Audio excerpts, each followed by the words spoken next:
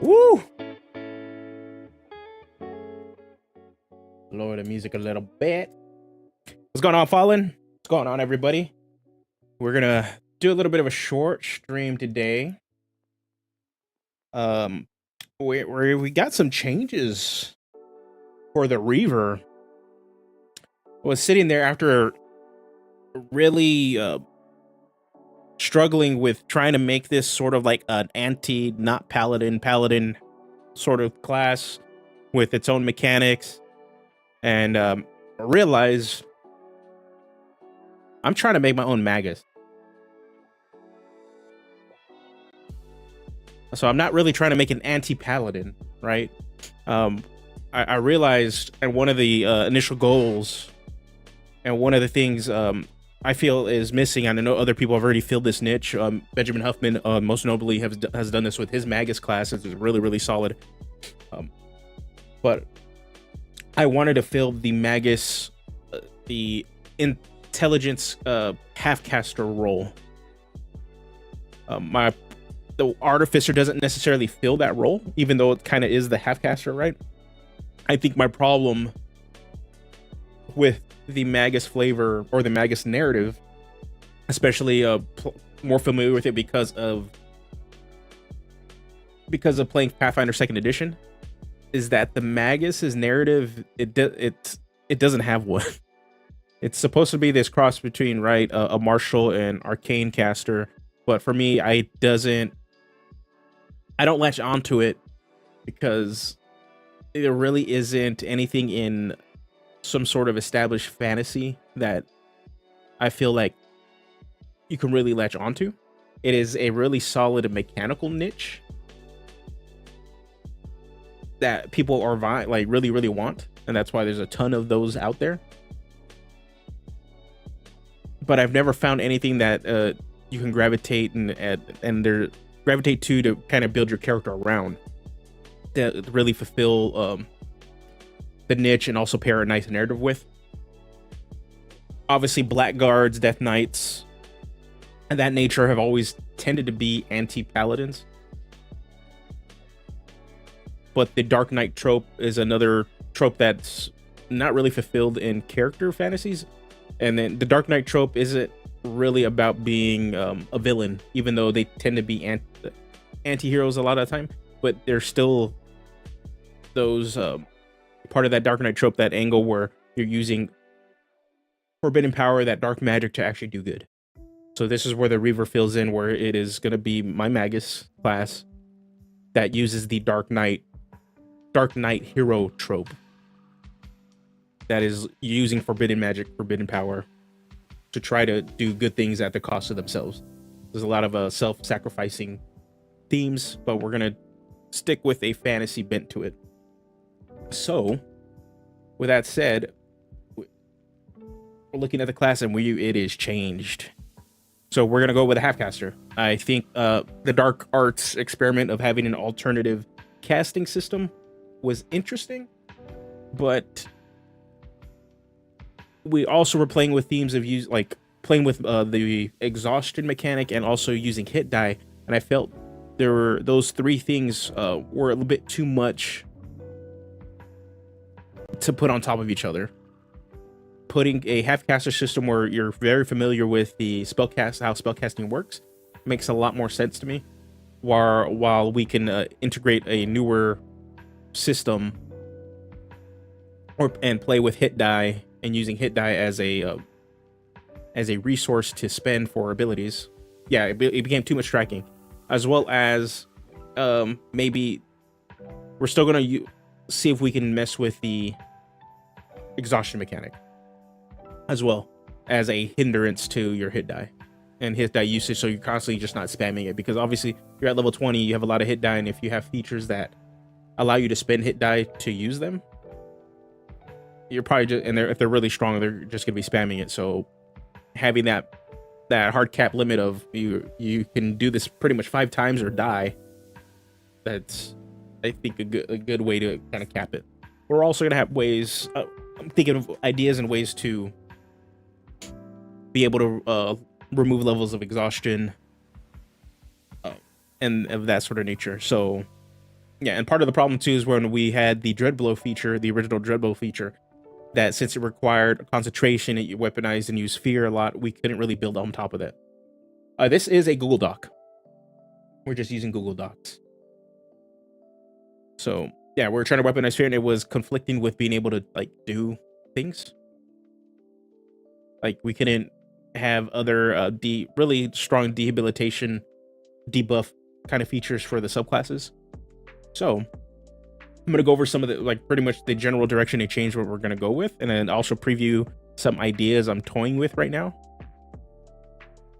And also I still kind of have the old features still on here, but we're gonna do wait and see what we're doing with them. So first off, we're still D10 class. This all still stays the same. The biggest change is that we're getting subclasses at first level. I knew I wanted to make this backwards compatible with new 5e, but at this point I don't care. And I think having a subclass at first level, it doesn't mean you're gonna get like a lot of like heavy features, but you're gonna get something flavorful. Your character has started to tap into that dark magic to weaponize it. So for first level features, I'll put it down here. First level features, you're going to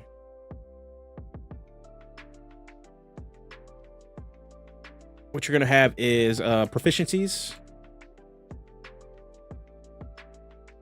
So languages and or skills. And then what you'll also have is cantrips that are flavorful, that are they're not really going to be geared towards combat. They're going to be utility cantrips.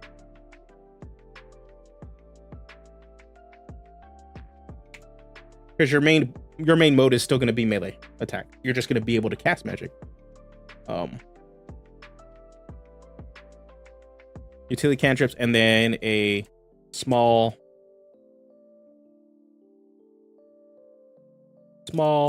flavorful feature.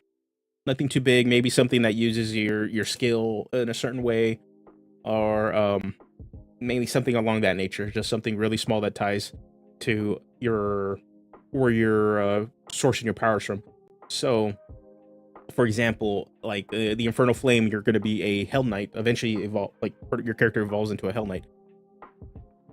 You're probably going to get something that either deals with fire, but is boring, but more likely dealing with the Silver Tongue aspect of it. You're going to be a little bit more social and able to speak and coerce people.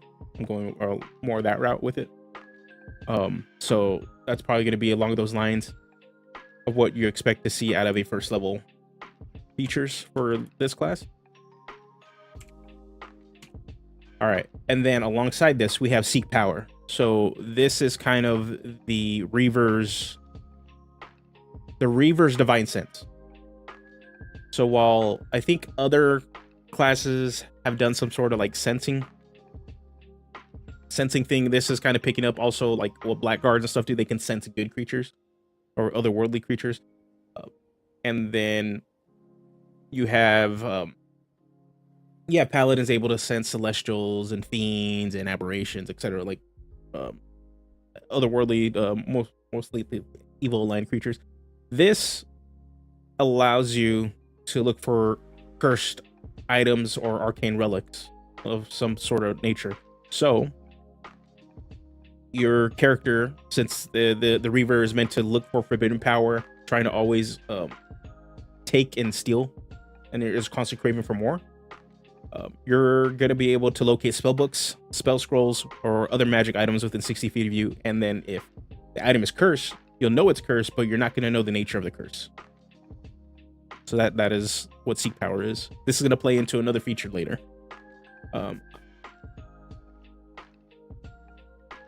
Thanks, man. Oh, always awesome to listen to a fellow creator make stuff in the background while I design stuff. Have a great stream, man. Thank you for coming by. So yeah, so that's what Seek Power is going to be. It's kind of like our divine sense, but it's mainly focused on just items. We're still going to keep fighting styles. since we are going to have cantrips here, we're not really going to need cantrip fighting style here, but we're still going to have our basic fighting styles here, and then our full-on spell casting. We're going to be an intelligence-based caster. So there is that. And then we have a new feature called Ill-Gotten Gains.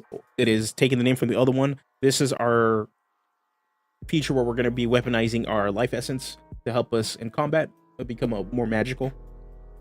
I'm still playing with the idea of what this is going to do, but the basic idea is, as a bonus action, you can spend a Reaver hit die and gain a level of exhaustion. When you do, you choose one of the following benefits.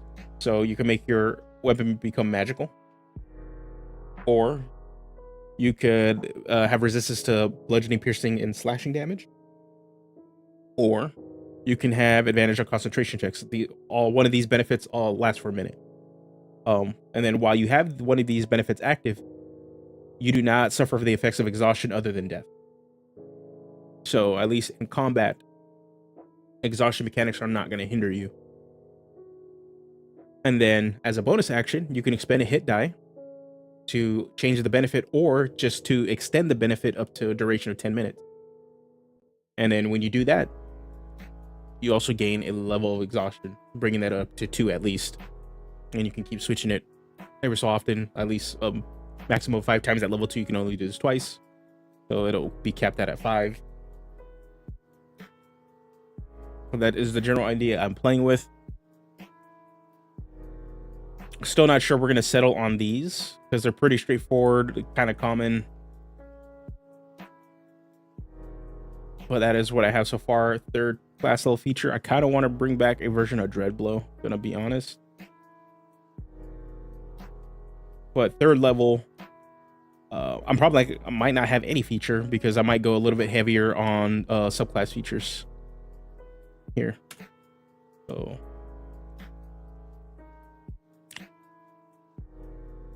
fifth level, and then so you have advantage on death saving throws.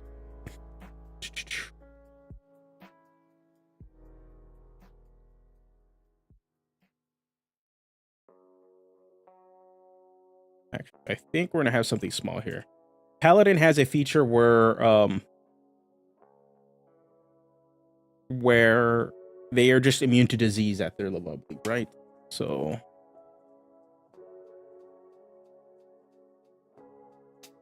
let me bring up D&D Beyond on my side screen. We're gonna put this.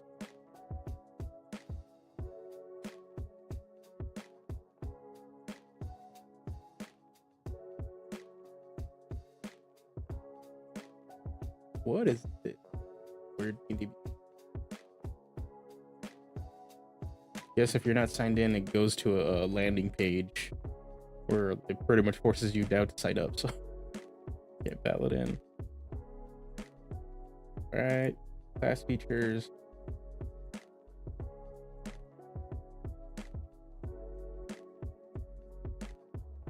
So Paladins have divine health. You are immune to disease. Right, and then let's see what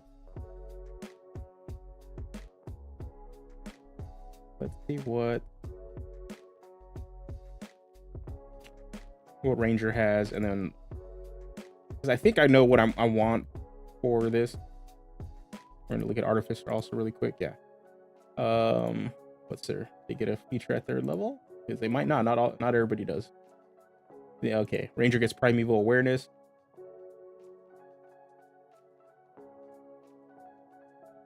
Interesting that their sense feature is at third level.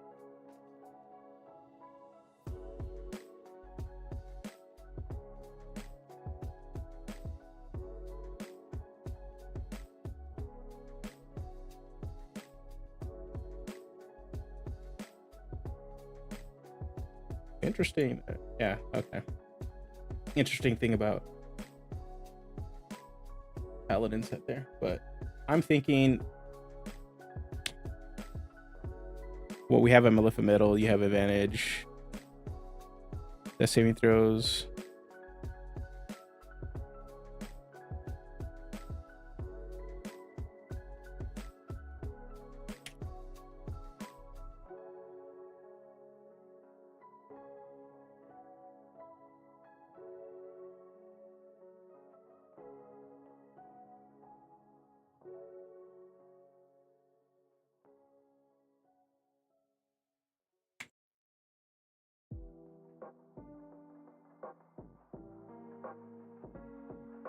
Oh, actually, okay. So I have another idea for a feature, but it really depends on what happens with ill-gotten gains. Um, it is actually a defensive feature to kind of keep you going, but it would invalidate you have resistance to BPS. So, this one,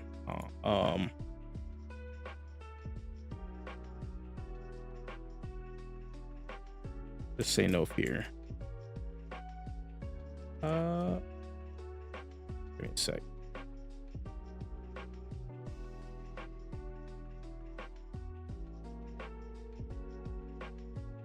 Let's just put idea 1 here. Just straight up, you're immune to frightened condition. That's all you're getting at the 3rd level plus your class features. That's feature idea 2. Idea 2.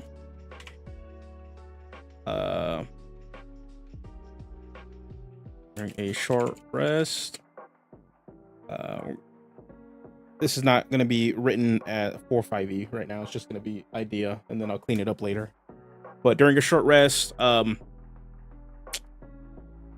you gain temporary hit points equal to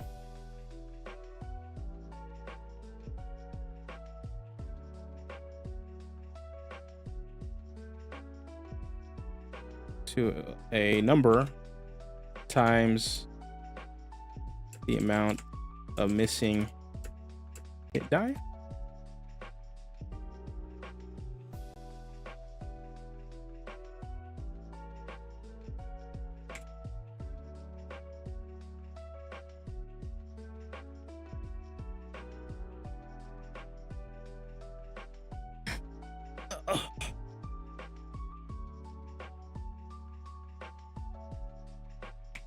Grim Endurance.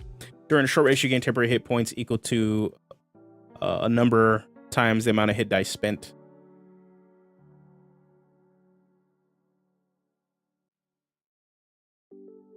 Expended hit die. We'll just put a nice fat number here, 5. I like this more than no fear, but I think the fear. We're just gonna Grim Endurance. Part of the thing with ill-gotten gains, I want something that's very, very clean. So I'm not completely sold on this option here.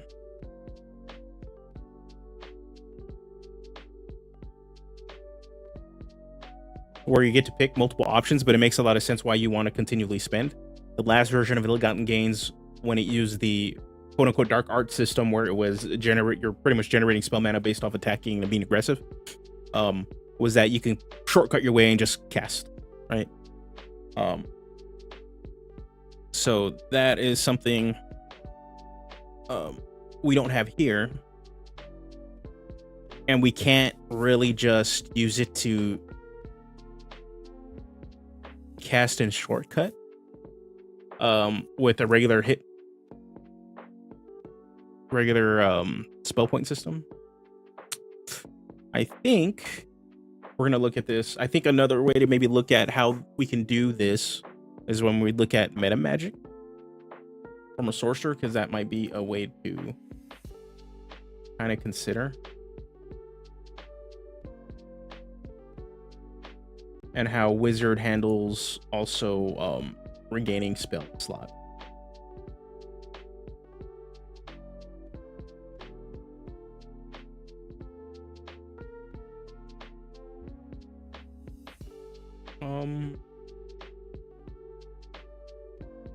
Where's sorcerer?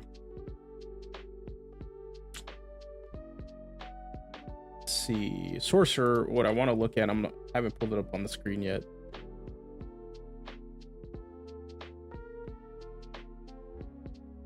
It takes 2 sorcery points to regain a level 1 spell slot.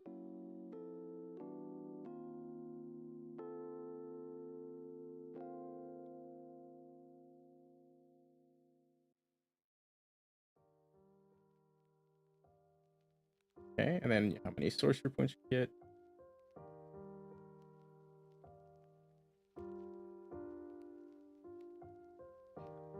Where's the sorcery point? Oh, there they are.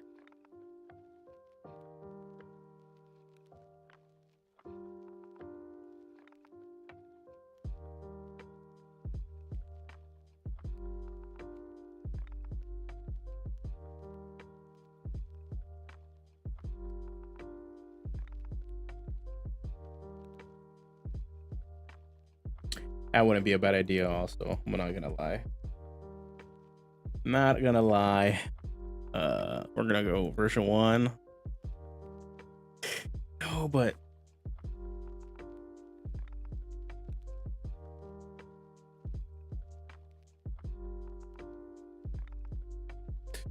now we're this is okay. I'm just gonna put some ideas out here. Version 1. We'll figure it out.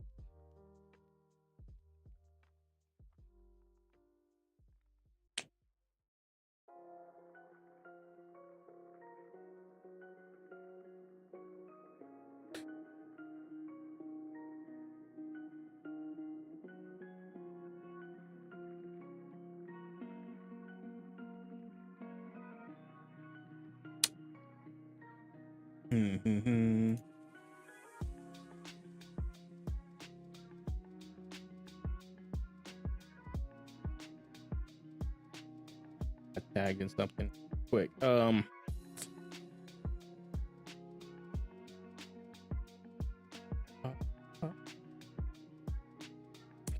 Trying to think. You sacrifice a part of your life's essence in exchange for power. As a bonus action, you spend a Reaver hit die and gain a level of exhaustion to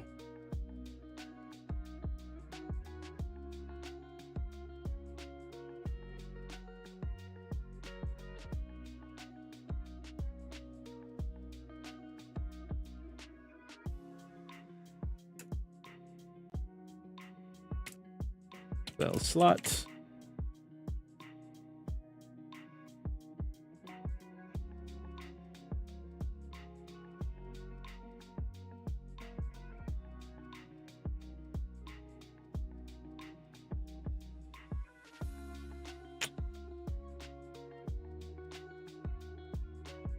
Okay, I'm playing with this idea. Ooh. Okay. Part of the problem, right? Then this is Grim Endurance 1. This one pairs well with Ill-Gotten Gains 1, okay? Part of the problem I'm having is part of the switch and going to half caster and doing this is I love the idea of using hit die and exhaustion as these sort of limiters that actually play into the idea of like using and sacrificing a bit of yourself to empower that. But part of the switch too was I didn't want to devalidate exhaustion as a mechanic completely. I wanted there to be consequences for pushing yourself too much outside of just death. It might be a thing where I'm thinking too much about it and just say, yeah, just your character specifically can ignore exhaustion. It's not a fun mechanic to begin with. That is something I'm thinking of in testing. But from a design standpoint, I'm just like, the mechanic, it's there for a reason, and your character should be better at avoiding exhaustion. But if you don't spend your resources wisely, you're going to suffer for it. Hey, what's going on, man? By the way, great video on the new giant subclass. Thank you. So yeah, today I released a video regarding the new giant subclass. If you haven't checked it out, definitely go check it out. It was it's a fun subclass. I know some other creators are hyping it up because of, I guess, raw damage numbers. It does really well, but some of the numbers I know that some of the other creators are using are pretty skewed because they're using monster rules found in the DMG to advocate for the strength of that class when they don't apply because player characters are not monsters. So yeah, there's that. And then there's other dissenting opinions regarding the subclass. It's a design. My buddy Taryn, a Destructible Boy, had some very strong opinions on the overall design of the class, and his was a little bit more stronger, but we kind of come to a very similar conclusion. So definitely go check out the class or the video. It was fun to work on. I actually didn't realize working on it how much I missed actually doing those kind of videos, but we'll see. I'm also going to be doing some character builds eventually, some that pair well with Baldur's Gate, so we'll see. Anyway, so I'm trying to figure out, we got ill-gotten gains. You sacrifice a part of your life essence in exchange for powers. A bonus action, you can spend a Reaver hit die and gain a level to create a first level spell slot.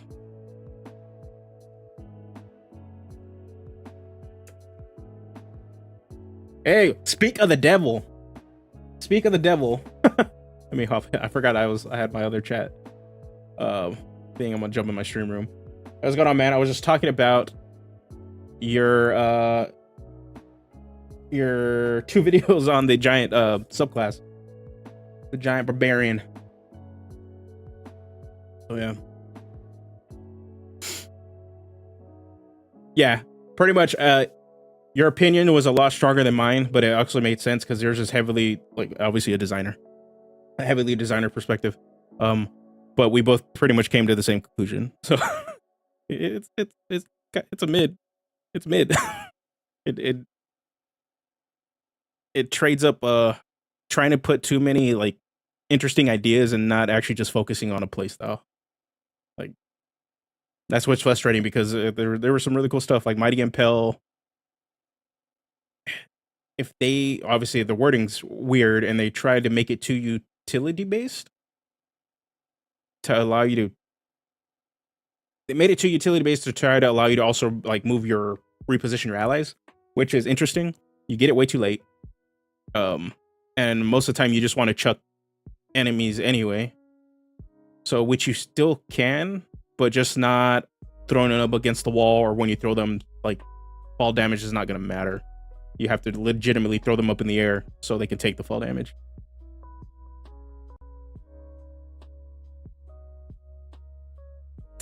It doesn't surprise me. Like, right.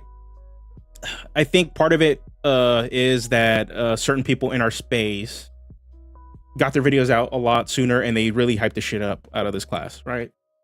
Shit ton of damage, obviously misrepresenting the monster giant oversized weapon rules that are for monsters that are found in the Dungeon Master's Guide, specifically talking about monsters that you run against your player characters. Obviously purposely misrepresenting that information. So obviously they have that reach, so they rile everybody up, and then, well, you come in and you straight up sell them, nah, this doesn't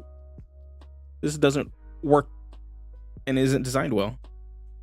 All right. And the thing is too, I think the subclass presents a lot of like cool ideas. It's just, it's not cohesive.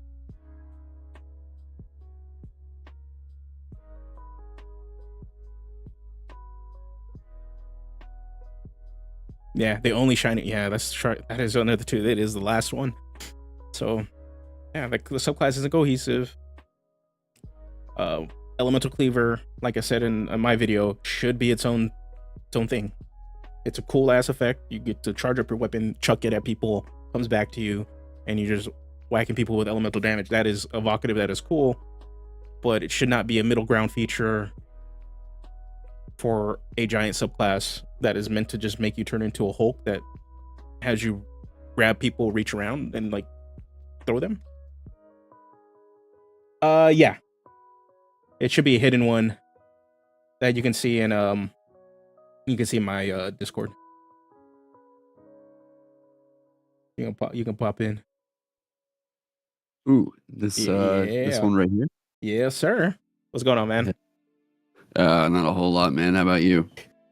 Pretty much. I'm killing my baby and then redoing the Reaver again. Hey, there you go. Yeah. Yeah, I'm about to get the Zodiac.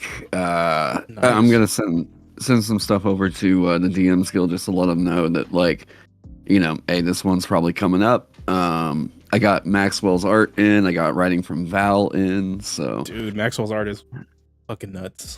Yeah, this, yeah, it looks so fucking good. I'm so happy with it. I'm so happy with it. But yeah, man. I was I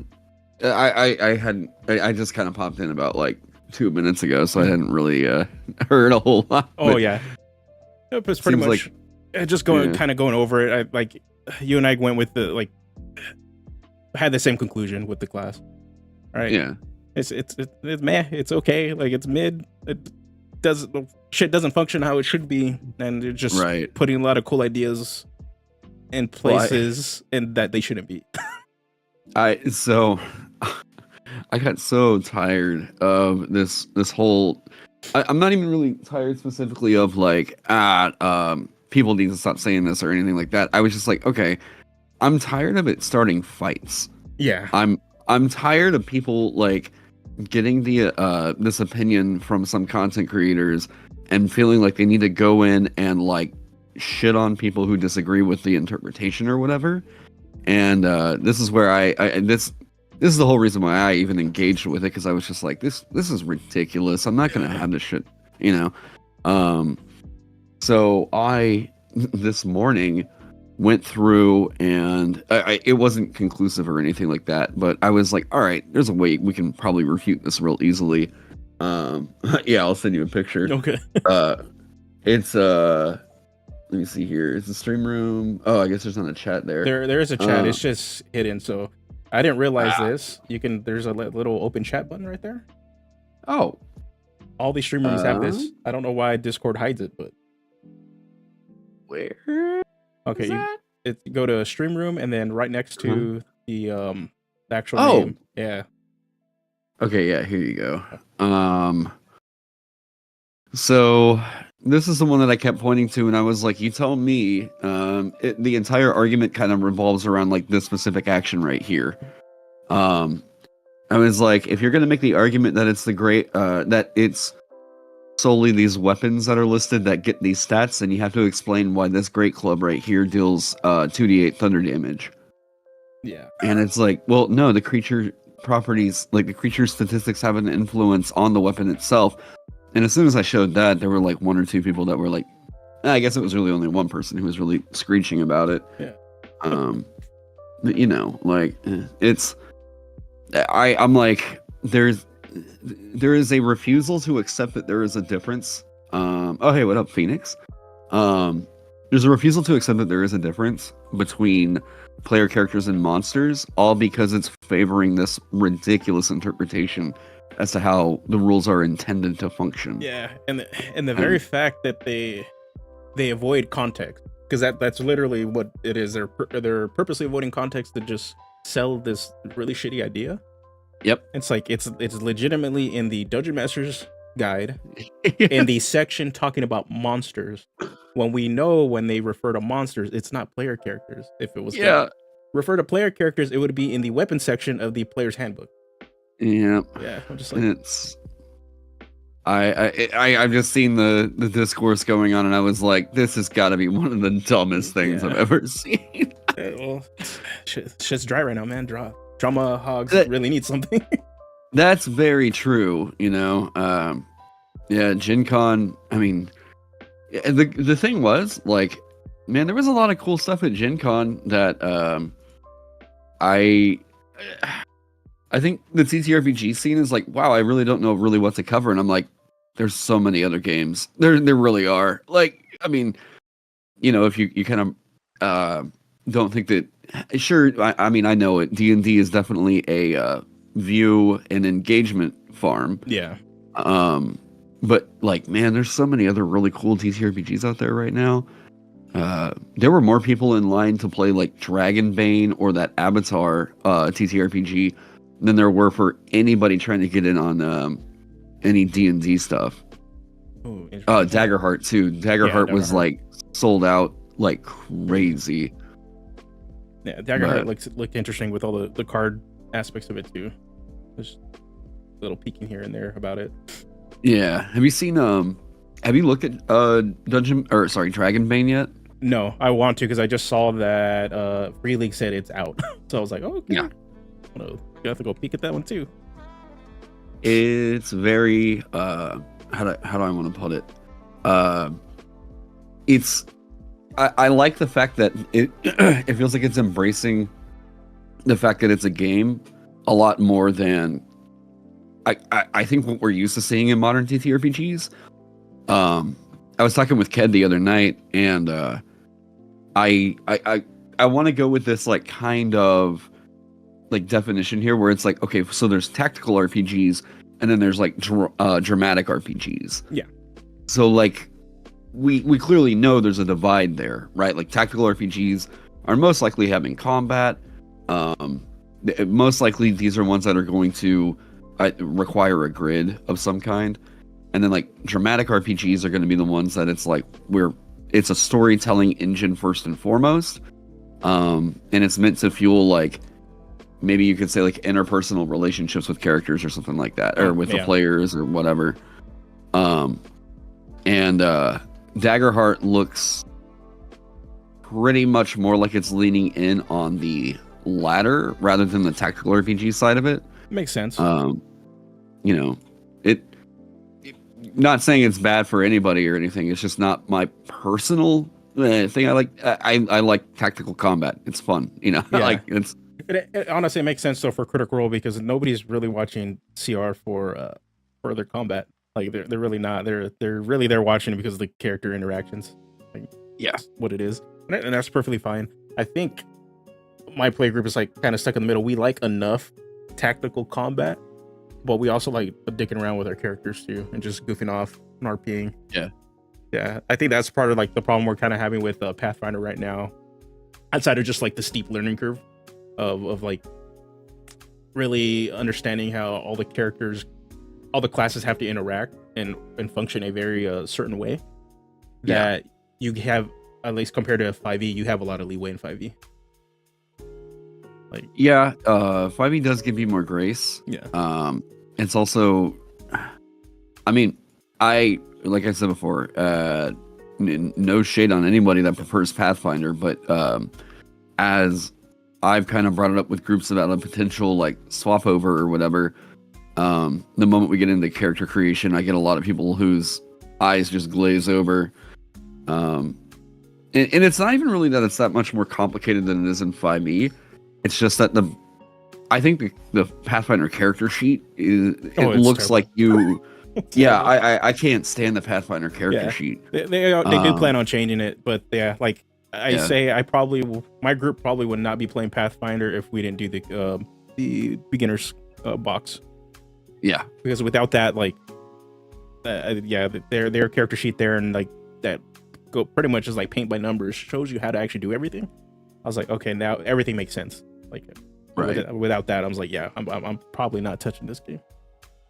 Well, and that's, I mean, that's part of the reason why I'm making Vagabond solo play too, is so, people might be like, well, I'm not sure about the system. It seems like it's complicated to learn. I'm like, literally this pamphlet right here explains how to play it if you just sit down and read it. Like a 3-page pamphlet, and you get to play it while you're doing that. Nice. Yeah, that's actually really good. But, what is we're looking to do an Avatar TTRPG, right, Josh? I have it. I plan on maybe running it. I still have to get the hang of like the there's like this yin and yang sort of mechanic that's in there that I have to kind of get a good handle, comprehend. And then since it is more roleplay based, we kind of have to figure out if we can make it a little bit more tactical in combat. Because I know my players like to actually just fight shit all the time. Yeah. That's Powered by the Apocalypse is a system that like I'll be playing Monster of the Week on Saturday, Nice. And like it's a system that I feel leaves things a little too floaty for me personally. The way that certain interactions are meant to work out or whatever. Yeah, and some people love it as the storytelling engine, and that's all good. It's just, I don't know. Have you read Dungeon World? No, I've heard of it, but haven't actually read it. And that's another one of those games where I'm like, I get that we are doing a storytelling game, but I need to feel like there's more mechanic weighing me down here. Oh, yeah. I need to feel a little bit more grounded in what's going on, rather than this nebulous idea as to what the scene is, or whatever. But okay. yeah, That makes a lot of sense. Yeah. So what do you got going on right now? Okay, we pretty much we gutted Reaver. We were struggling, or I was struggling with like, you had some really solid suggestions. The one that really kicked off a lot of like work on the last time was when you suggested you take no you ignore exhaustion unless it's death. And then for pretty much like 2 to 3 weeks I was like developing mechanics of like, if you ignore exhaustion, what if we could use it like as a tracking measure, for certain abilities and stuff like that. But then when we got into Dreadblow, we found out that the concentration mechanic actually messed with being able to concentrate on spells. Yeah. So we're just like, okay, well, if we're playing this Hell Knight Magus-esque kind of character, you kind of want to concentrate on like hold person and stuff. So right. Yeah. So pretty much I realized I'm not trying to make an anti-paladin. I'm trying to make like my own Magus in a lot of ways. Like it's using the narrative of the Dark Knight tropes under the Magus int martial half-caster. So still playing with the idea of using exhaustion and hit die as some sort of like other resource that alleviates having another tracking system, which was what that Dark Arts sort of pretty much energy magic gaining system was. Right. Yeah. So right now we have I'm still toying with the idea of the ill-gotten gains, because I started thinking it's like, well, we need something you're going to want to spend your hit die on, but when you spend your hit die, you're going to gain exhaustion. But then at least as long as one of these abilities is active, actually, let me share the thing with you too. So, but I'm not necessarily sold on these buffs at all. Yeah, and doing that trade-off of exhaustion for benefit is I think you're gonna find that that's gonna wind up getting gamed pretty hard. Yeah. And it's gonna honestly always limit you as to how far you can push that, because it's like, man, this is really, really scary early on, but then suddenly whenever they're getting, what is it, greater restoration, especially on like, I think Warlock can get that with Celestial. I just kind of look at like what you can potentially do with it and try to make sure that it's not the kind of thing that something can come along and screw up my refresh clock. Yeah. Let me see here, Xanthar's Guide. I wasn't even aware that greater restoration actually messed with. I'm pretty sure it removes a level of exhaustion, right? Yeah, it does. 5th level, but because it's Warlock, they're going to get that 4 times per short rest. So okay. Okay. Well, exhaustion is. The thing I was going to do though is like, this class wants to be exhausted, because one of the ideas was like some of the abilities were going to scale based off like how much level of exhaustion you had. So obviously with 5 being the maximum, like, because you're going to just die right afterwards. Right. So you kind of don't want to alleviate it. And at least when the original version, we liked that tension of using hit die and exhaustion as like your cap on it, so that you have that tension of, yes, you want to push yourself to a limit, but you keep pushing, you're going to die. But now that okay. Yeah, because then I can see the narrative beat you're going for with it. I think at first blush, it seems like it's exhaustion that's being used as a resource, where you've already got a resource getting spent. Yeah. Right. The hit die is getting spent, and it also costs you this other resource to make a weapon a +1 magic weapon.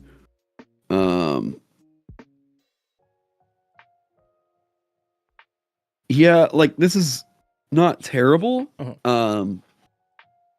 I would say honestly, with the concentration check thing, I don't know if I ever did I tell you about the you don't have to make concentration as a result of taking damage mechanic? Oh yeah. Oh, okay. So like that at least like if you got a buff that's going up or you've got like compelled duel or something up, it's not going to be quite a quite as difficult to make sure that that's like not affecting your playstyle. Yeah.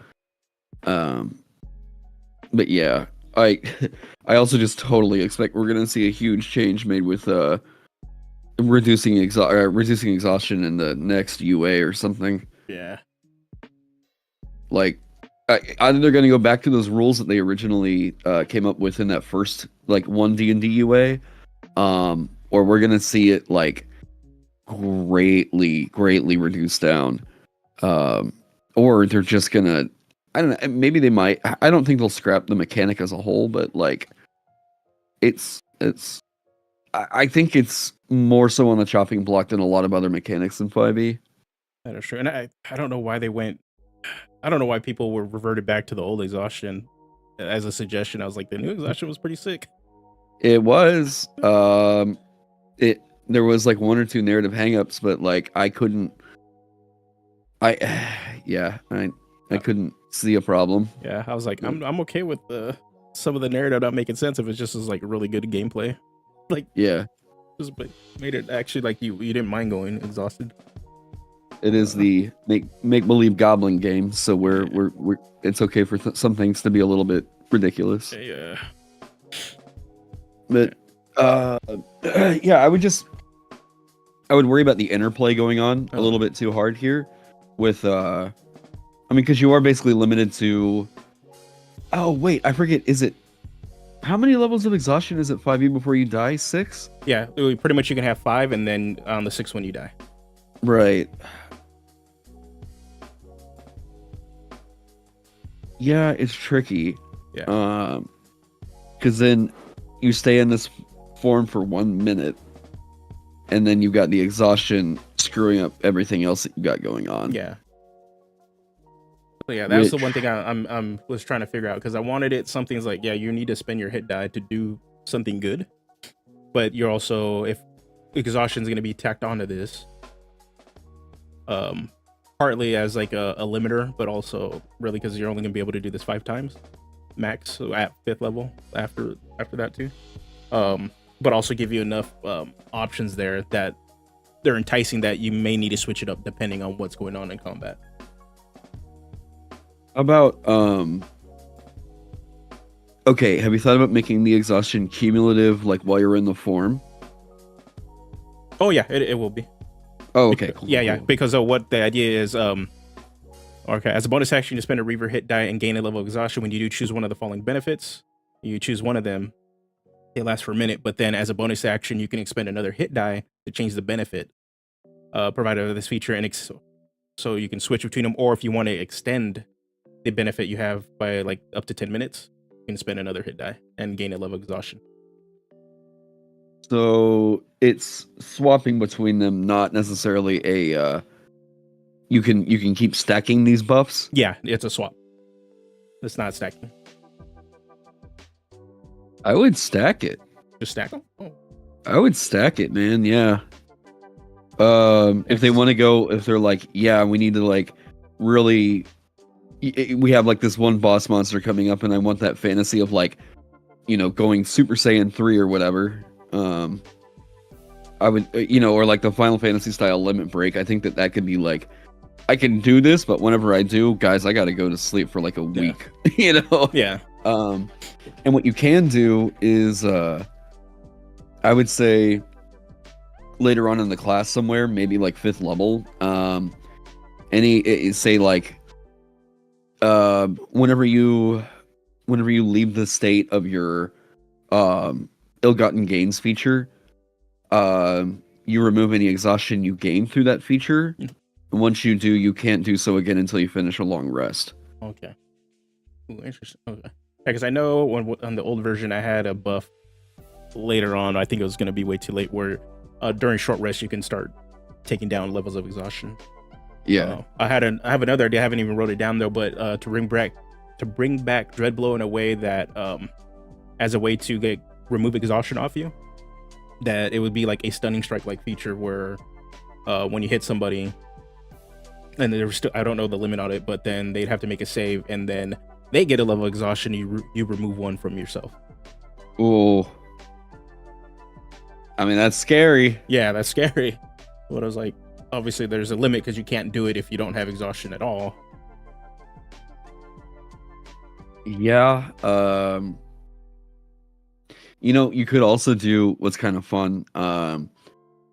If you're in that state and you score a critical hit, you reduce your exhaustion level by 1. Ooh, that's true.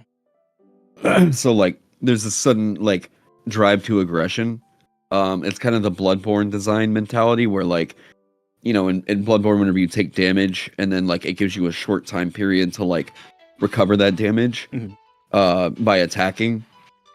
I think it would kind of like evoke a similar, if you want this thing to be a bloodthirsty killer, like I think that I've always liked that narrative there where it's like, okay, if you take damage and you're hurt, well, you go in there and you get aggressive and it's gonna maybe heal it back up for you. Yeah. I think you can do that with the exhaustion here and it's not gonna screw with too much. Well, that's actually really good because then later on I know I have, it's a feature. It's part of the narrative I'm going with for this class too is like you're purposely seeking out like magic items and like forbidden knowledge and accursed items to kind of like learn from it, and that's how you turn into like a Death Knight or whatever. But then later on I have something, where is it at? Consume magic. So this one I kept it like as a part-time also in combat buff, so you take an action, you can touch a creature, an object, or magical effect to reap its arcane essence. You make an ability check using your spellcasting ability, and then you beat the check. And then if you succeed, you remove, pretty much you dispel the spell on it, and then you gain. Actually, you're supposed to remove a level of exhaustion because you're. I went wrong. You bring down your level of exhaustion. Okay. So it doesn't actually remove an effect from the creature, object, or magical effect. No. Yeah, no, it's supposed to. I just don't have it written on here. So, what does that mean in terms of a creature? Like, do you literally rip their spellcasting ability out of them? No, it's supposed to. Like, if you have an ally that's held person, you pretty much cancel the whole person on them. Oh, okay. So, you can touch one creature, object. I just forgot to put the part where it kills the ability. Yeah, I would say like one creature currently under the effects of a spell. To make sure that that's clear. 10 plus the spell's level is fine. And in the case of like magic items, you probably need to put something in here about not just the rarity. I would say this straight up shouldn't work against legendary or relic. Or is it mythic? Relic? I can't remember. I think it's artifact, maybe? I think. Artifacts, yes, thank you. Because artifacts have a very specific, like, narrative cause in the game, right? They're like, artifacts are essentially like elements of creation almost, where these things are intrinsically tied into the fate of the universe. So yeah, it tends to be like you can't create an artifact even with a wish spell. Like you can't just get one. It's like even with the effects of the wish spell, it doesn't give you that artifact. It might let you know where it is, maybe, but like artifacts are supposed to be of this like higher level of respect than like, the other magic items. Yeah. Hey, what up, Ked?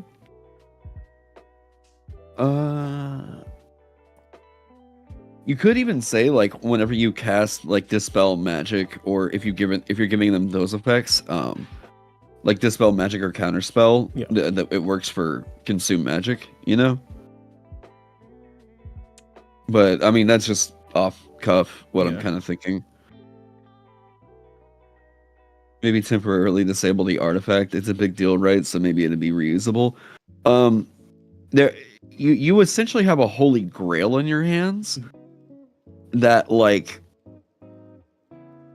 usually the reason why they say an artifact is of this other echelon is because that's meant to give the DM a key to unlock the story lock in a way. Yeah.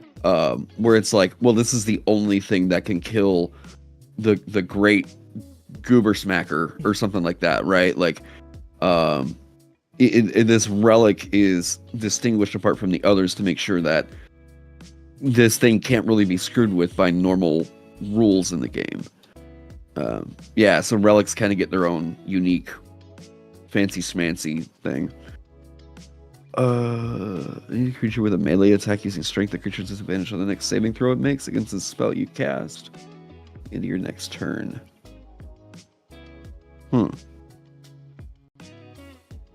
Melee attack using strength.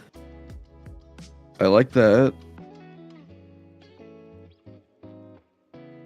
Would you want that to be melee weapon attack on Skullcrack? I think actually, yeah, because it would still work with the Doomfist thing.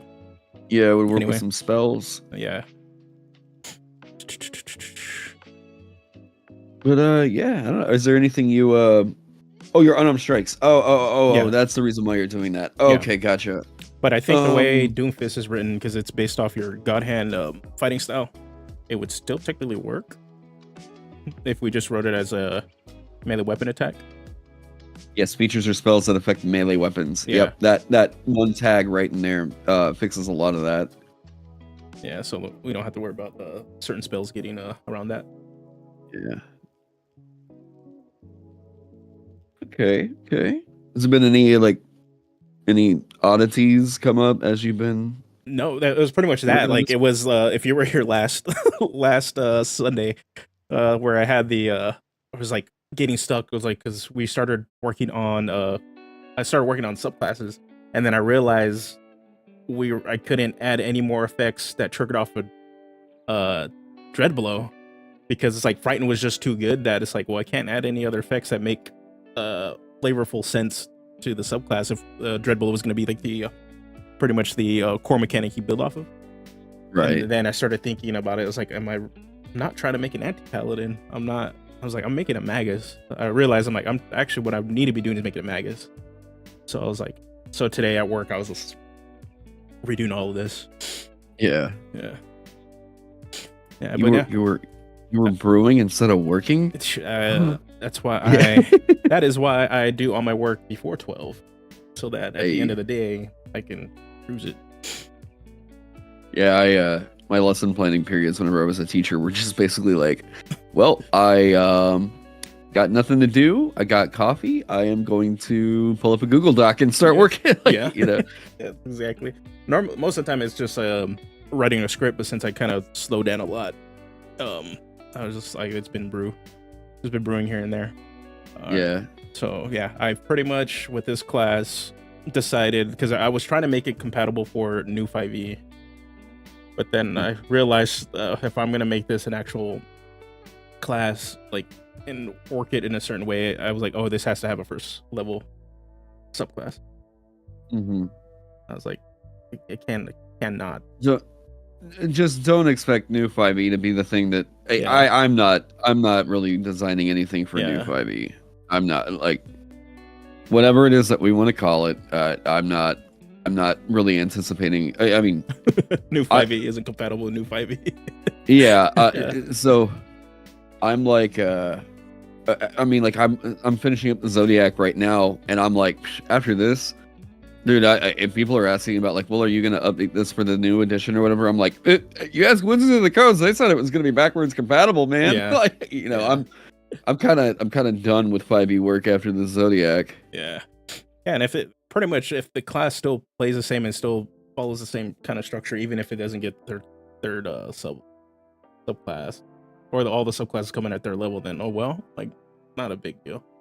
Yeah, for me. I'm like, yeah, I at this point I'm like they're gonna do what they're gonna do, so I'm Yeah. like whatever. Yeah, because all I'm looking at for their first level subclass feature is really small stuff that kind of hints at the power they're gaining. So they might get a utility cantrip, they might get some language or skill proficiencies that align with it. Like if you're gonna go a Hell Knight, for example, you're gonna learn Infernal. You might be good with Deception and Persuasion, and then maybe a little effect on top of it. That's pretty much all they're gonna get for the first level subclass feature. Yeah, that's pretty standard MO for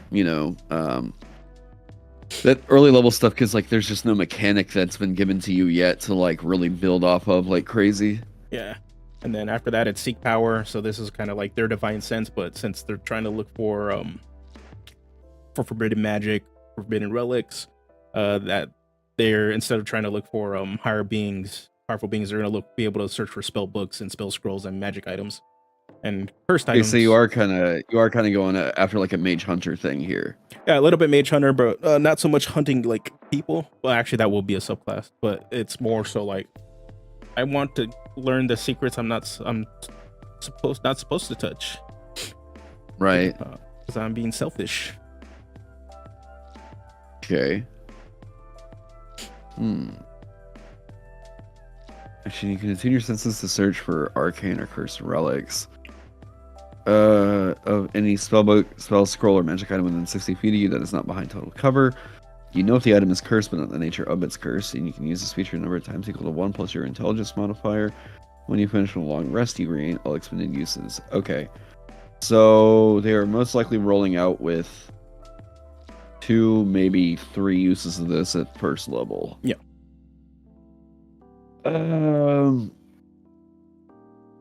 Is there anything that you're going to be giving a subclass that requires having this early?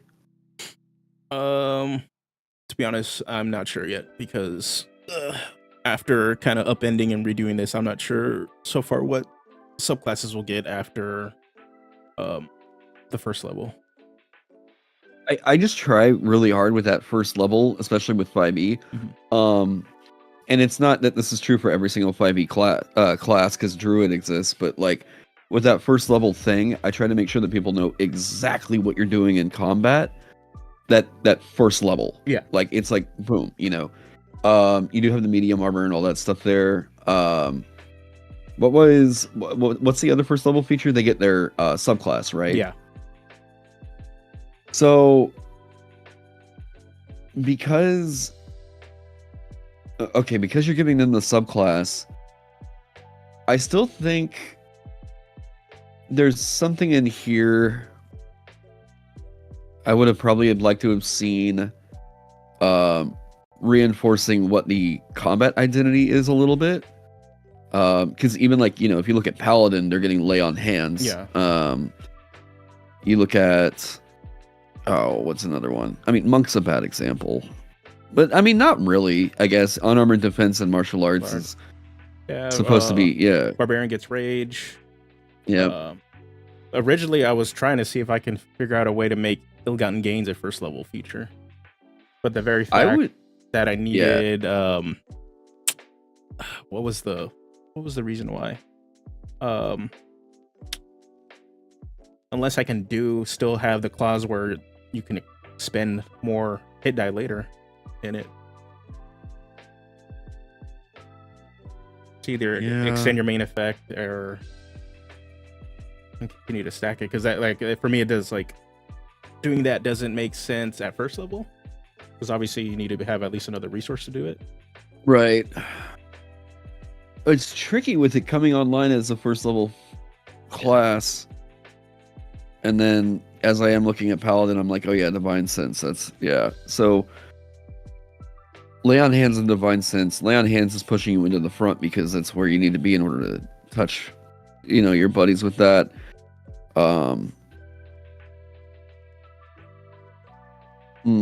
Okay. It's tricky, but the way I see it is like, if that's the thing that you're sold on being in the class itself and they need to have that somewhere, Yeah. I would try to figure out, number one, what the need is, what it's reinforcing or whatever, and then number two, if something else that's in like one of the subclasses or whatever absolutely requires that it has to come online at first. Yeah, because for me, it's like if I can crack ill-gotten gains to get at first level, I would just move Seek Power to second level. Because ill-gotten gains for me is like being able to use your hit die in a way to kind of fuel your abilities is like, for me, it's like, yep, that signals to me like what this is supposed to be about.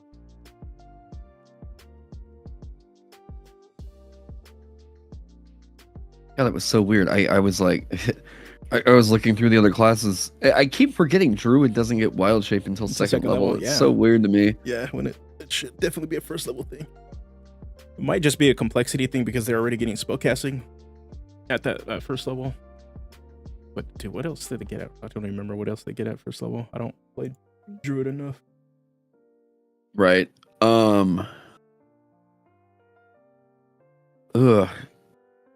Yeah, I don't know. Actually, I need to really eat something, but yeah, ping me on Discord if you need any other help or you just want to hear my opinion on something. I'm probably gonna grab a bite to eat with Amanda here in a second.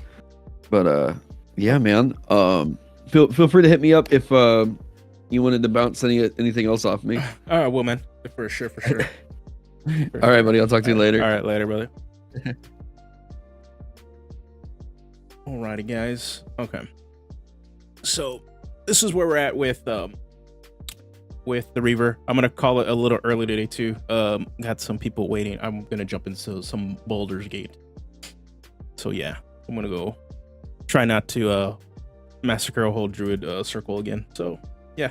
Anyway, Ked, thanks for showing up again. Thank you, Taryn, for jumping in. Fallen for showing up. Renan, we're gonna be back Sunday for sure. We're gonna be continue diving into this. David, I see you, brother. All right, Chris, thank you too for jumping in. You guys have a good one. You guys take care, and I will see you guys on Sunday. And if you haven't seen the latest video, go ahead and check it out. It is up on the channel now, going over the giant Path of the Giant Barbarian. And that was it's been a while since I did one of those subclasses videos, so definitely miss doing them. Excuse me. So again, you guys take care and have a good one. I'll see you Sunday.